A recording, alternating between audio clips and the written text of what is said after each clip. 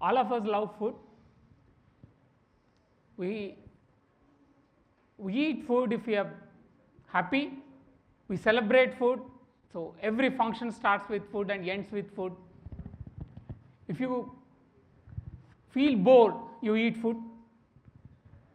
So food is an integral part of our life, and day starts and day ends with food.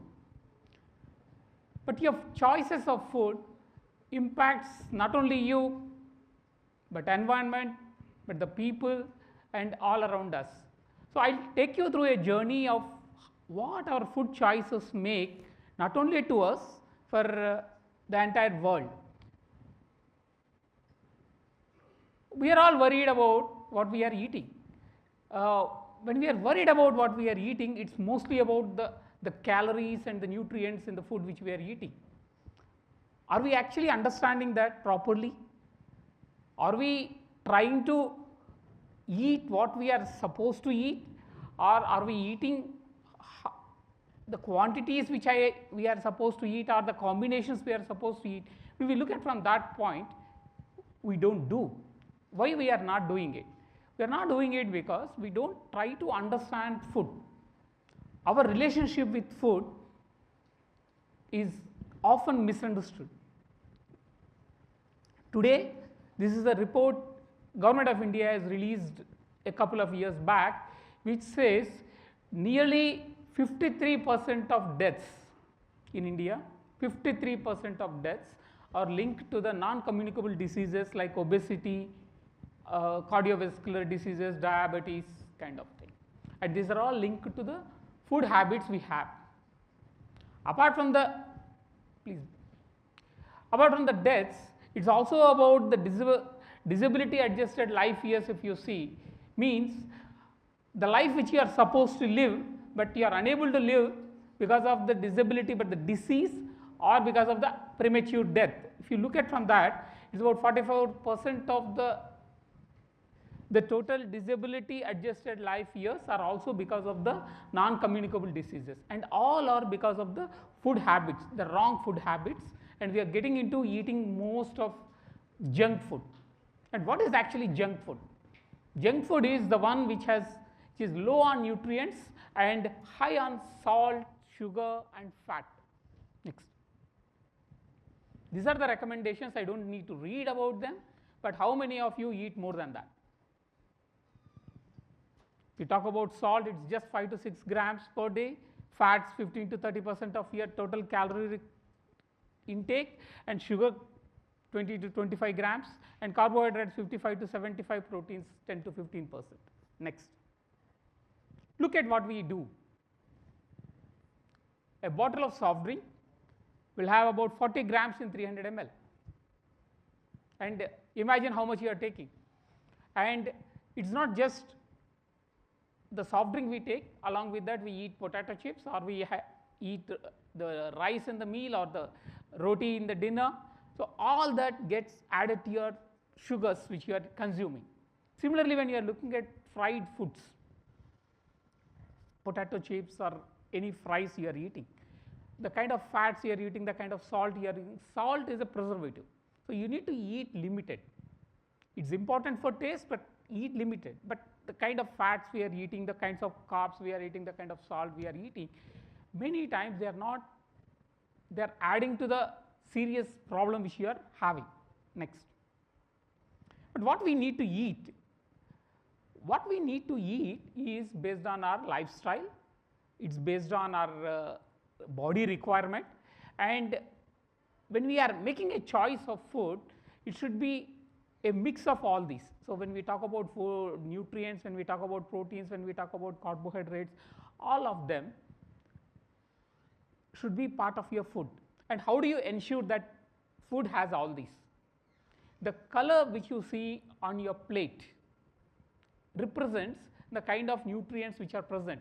The yellows, the reds, the violets, the blues, all the colors which you see in the food is the nutrients which they represent, because each of these color is a nutrient. And just imagine the morning breakfast which you had. How colorful was your plate? Imagine the lunch you are going to have today. How colorful is the plate is going to be. It's just one or two colors, right? It's mostly white because you are going to have rice, and to an extent maybe around yellow if you are having dal, or towards brown if you are having a chicken. Beyond that, your plate is not going to have any more colors. Ensure you have a diversity of food in your plate. Important issue. Of late, whenever we recognize that food is becoming a problem for us, we tend to look for a magic solution. Daily morning in the newspapers, in the TV channels, today if you look at the trending videos on the YouTube, it will be all about diets. Someone comes and tells you eat raw vegetables, everything will be all right. I will take you one example. Normally Indian bodies are all made for hard work. So, all our food habits and bodies are made for hard work. So, anyone who is doing hard work requires instant energy, more energy. So, we need more of carbs. So, rice and wheat became part of our diet because we were hard working people in the farms and villages. And lifestyles have changed significantly over the last 100 years. Today most of us, 99% of our time we will just sit like this. So, you do not spend. So, when you are not spending, do not eat that much. So, we need to make a shift from high energy intensive carbs to fats and proteins food. If not, whatever we are eating gets stored in your body. It is a waste. So, it settles in your waste. So, all the fat which you are seeing today in your body is because you are consuming more than what you are spending. And a Indian body type is a spindle body type. So, if you look at it will be like this, entire fat gets accumulated in the center of your body. So, you have your pot bellies, your large hips, all this happens because it is an Indian body type. You do not see globally that kind of body type also. So, based on our body type and based on our lifestyle, we need to make the choices. If you are hard working, have more carbs. You can have your rice, you can have your wheat, because they instantly release the energy and then it will be helpful for you.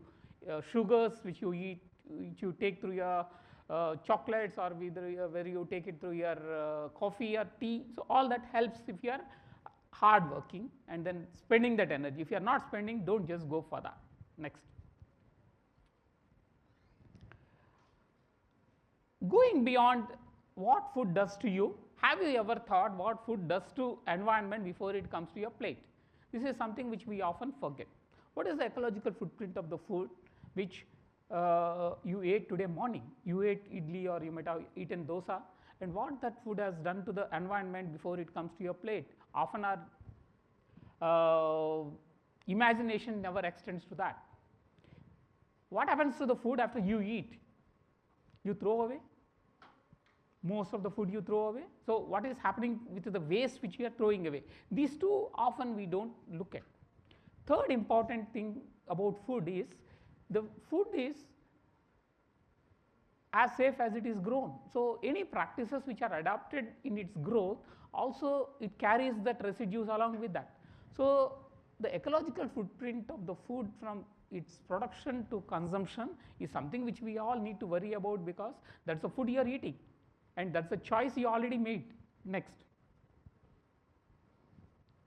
Let us take the rice. All of us eat at least twice a day rice. And how much rice consumes water? Any imagination? Can anyone say how much water rice consumes? Because whenever we think of agriculture, we only imagine paddy fields, and whenever we imagine or whenever we see paddy fields, we only see water. And how much water it consumes? Any guess? It is about 60 lakh liters of water. 60 lakh liters of water is 100 families 1 year daily consumption of regular daily needs. So, 1 acre of rice production consumes so much water, and to produce that rice we build dams and then we supply water, and 1 kg of rice which you consume, say if 5 of us are eating a day, in a day 1 meal is about 1 kg of rice. 1 day our rice consumption is about 1 kg. and 1 kg of rice requires about 5,000 liters of water. Telangana government, for example, has taken a decision, we'll shift towards growing more of rice and wheat, rice and cotton, and because there is a more, all of us are eating rice, and then there is a lot of demand for rice, so entire state will shift towards growing rice, and that has caused lot of displacement. Daily in the newspapers you might have seen how many people were displaced to build a dam, and that contribution to the climate change. And climate change won't end in the farms, it will come to you. It will come to you. If there is a weather variation which is happening in this world, it will impact you. Similarly, you might have read in the newspapers about the stubble burning in Punjab. When people cut the rice and then whatever is left over, it is uneconomical for them to remove it, so they burn it. And if one farmer burns it, 2 farmers burns it, it's fine. But if the entire 2 states burns it, that smoke reaches Delhi. And in October, November, if you start burning it and if the smoke spreads, there is already fog. So fog and the smoke becomes smog, and then everything gets covered. You cannot see beyond 1 meter. And that's a kind of serious crisis which we are getting into. And if Delhiites think they have nothing to do with their food choices and they want to continue to eat with rice and wheat, but if they want farmers in Punjab not to grow rice and wheat, it doesn't help. That relationship we never understand and then never try to address that. Next.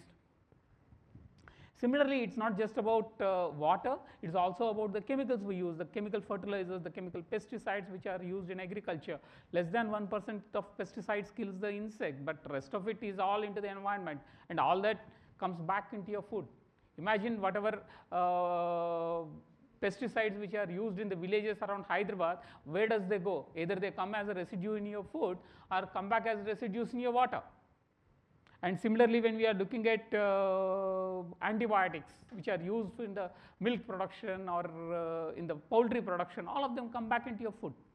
So if we feel our food is as safe as the supermarket, it's a myth.